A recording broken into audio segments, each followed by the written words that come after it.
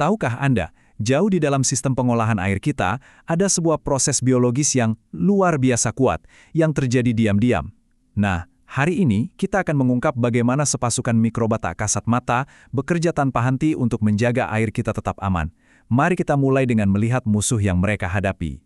Jadi, apa sih sebenarnya racun tak kasat mata yang mengintai di air limbah kita? Di antara semua polutan, ada satu senyawa yang sangat berbahaya, tapi sering banget luput dari perhatian. Kira-kira apa ya?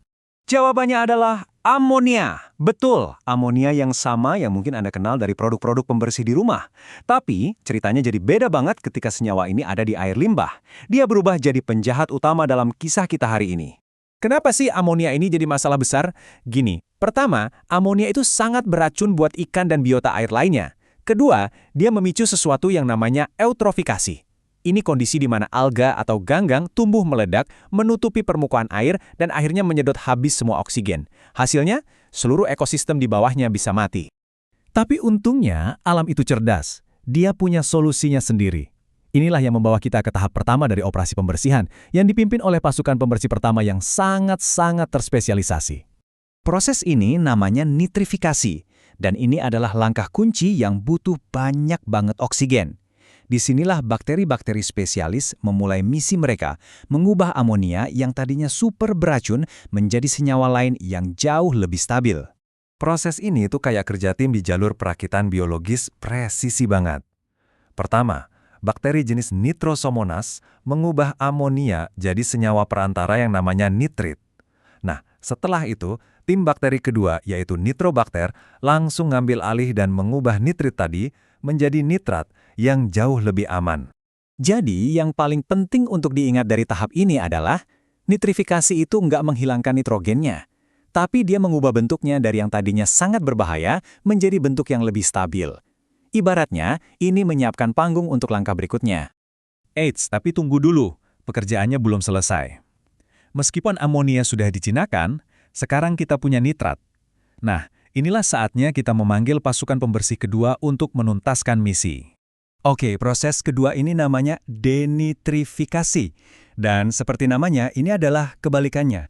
Kalau langkah pertama tadi butuh oksigen, yang ini justru terjadi di lingkungan yang sama sekali bebas oksigen. Di sini, jenis bakteri yang benar-benar berbeda mengambil alih. Jadi, gimana cara kerjanya? Di zona tanpa oksigen ini, bakteri pada dasarnya bernapas pakai nitrat, bukan oksigen. Mereka memecah nitrat itu dan mengubahnya menjadi gas nitrogen, ya, gas yang sama yang jadi komponen utama udara kita, yang kemudian dilepaskan dengan aman ke atmosfer. Selesai. Dan inilah sentuhan akhirnya yang brilian. Denitrifikasi memastikan nitrogen benar-benar hilang dari air. Ini penting untuk mencegah penumpukan nitrat yang kalau dibiarkan juga bisa menyebabkan masalah lingkungan lain, termasuk eutrofikasi padi. Jadi kalau kita lihat lagi, kita punya dua proses ini, nitrifikasi dan denitrifikasi. Mereka ini bukan dua hal yang terpisah loh. Mereka adalah partner yang menari bersama dalam sebuah koreografi biologis yang terkoordinasi dengan sempurna. Nah, di sini kita bisa lihat perbandingannya secara langsung ya. Di satu sisi ada nitrifikasi, butuh oksigen mengubah amonia beracun jadi nitrat.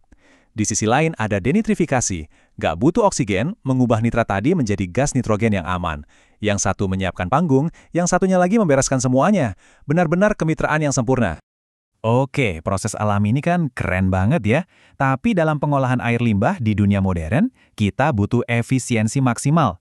Nah, disinilah teknologi canggih masuk panggung. Pertanyaannya jadi begini, gimana caranya kita bisa mengambil proses alami yang jenius ini dan mengupgrade-nya? Bagaimana kita bisa memberikan kondisi yang sempurna bagi pasukan bakteri ini, supaya mereka bisa melakukan pekerjaan terbaik mereka? Jawabannya ada pada teknologi seperti membran bioreaktor atau MBR.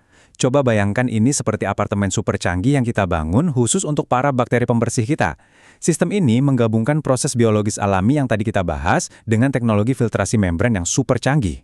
Di dalam sistem MBR ini, kita bisa mengatur semuanya. Kita bisa mengontrol kadar oksigen dengan sangat presisi, memastikan bakteri yang butuh oksigen dan yang tidak butuh oksigen sama-sama punya zona ideal untuk berkembang biak. Ini meningkatkan efisiensi seluruh siklus secara dramatis, dan pada akhirnya menghasilkan air yang jauh lebih bersih. Jadi, intinya begini, nitrifikasi dan denitrifikasi itu bukan cuma istilah-istilah ilmiah yang rumit. Keduanya adalah pilar fundamental yang menopang kesehatan sumber daya air dan keseimbangan lingkungan kita. Sesederhana itu, tapi juga sepenting itu. Ini jadi bikin kita berpikir kan, kalau mikroorganisme sekecil ini saja bisa melakukan pekerjaan pembersihan raksasa seperti ini, kira-kira kekuatan alam tak terlihat apa lagi ya yang menunggu untuk kita manfaatkan demi melindungi planet kita? Sebuah pertanyaan untuk kita renungkan bersama. Terima kasih sudah menyimak.